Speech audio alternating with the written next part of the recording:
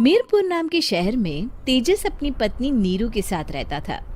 पति पत्नी दोनों ही नौकरी करते थे। एक दिन तेजस गांव अपनी माँ के पास फोन करता है। हेलो, प्रणाम माँ।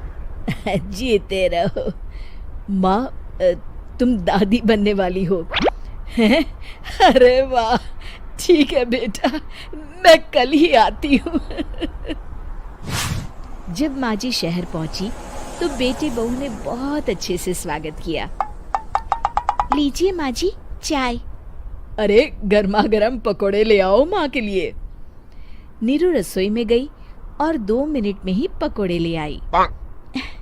जी ये लीजिए। बहू, जादू से बनाए हैं क्या?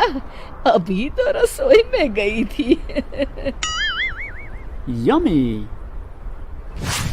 माँ जी, शीला रसोई में पकोड़े तल रही है, मैं बस लेकर आई।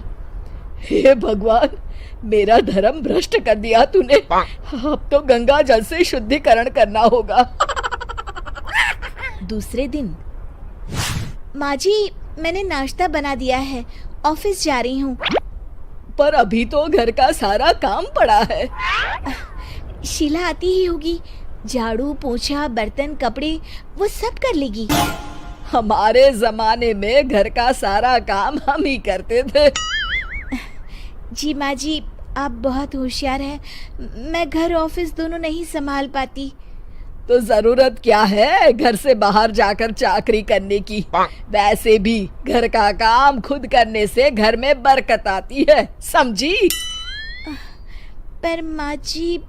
पर वर कुछ नहीं, इस महीने की पगार मिले फिर ऑफिस बंद। हाँ।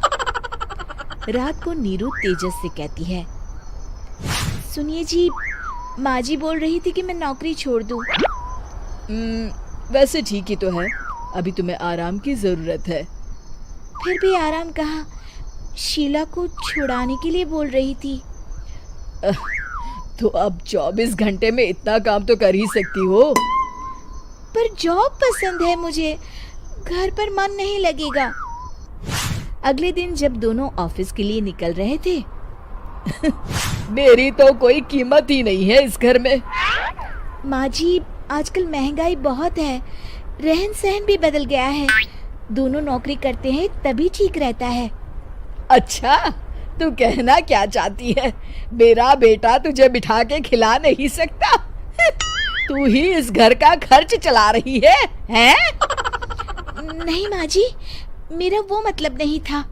मतलब खूब समझती हूँ, ये बाल धूप में सफेद नहीं किए मैंने। हाँ।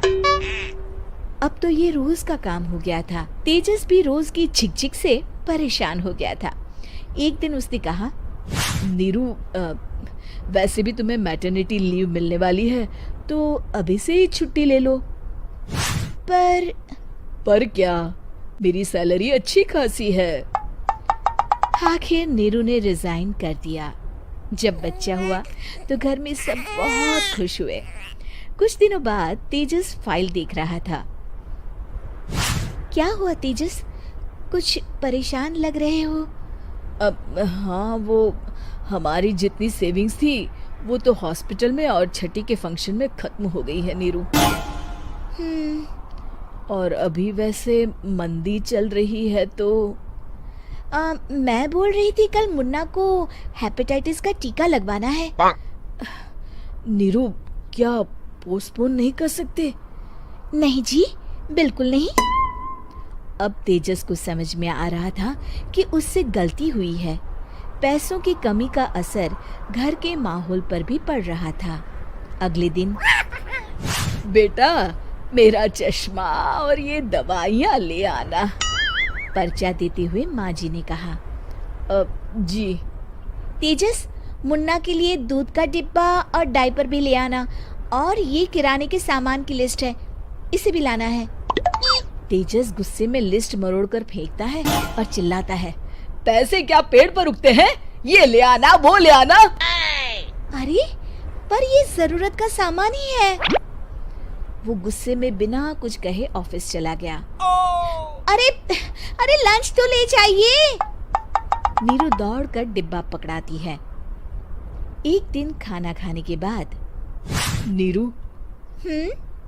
अब तो मुन्ना कुछ बड़ा हो गया, तो अब तुम वापस ज्वाइन कर लो ना जॉब। पर इस रिसेशन में जॉब मिलना बहुत मुश्किल है। ट्राई तो करो। फिर मुन्ना? माँ जी है ना, और एक फुल टाइम मेड भी लगा लेंगे। पर माँ जी, उन्हें तो पसंद नहीं। तभी माँ जी वहाँ आ जाती है और प्यार से नीरू के सर पर हाथ फेरते हुए बोलती है, अब मेरी समझ में आ गया बहू, पहले के और अब के समय में अंतर है। तुम काम शुरू करो, मुन्ना की जिम्मेदारी मेरी। मेरी प्यारी माँ जी।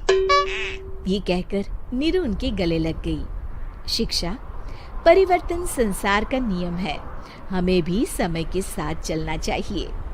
उम्मीद है कि आपको हमारी ये कहानी पसंद आई होगी। कृपया हमारे चैनल को सब्सक्राइब करें और सभी अपडेट्स के लिए बेल आइकन जरूर क्लिक करें। और हाँ, वीडियो लाइक और शेयर करना मत भूलिएगा।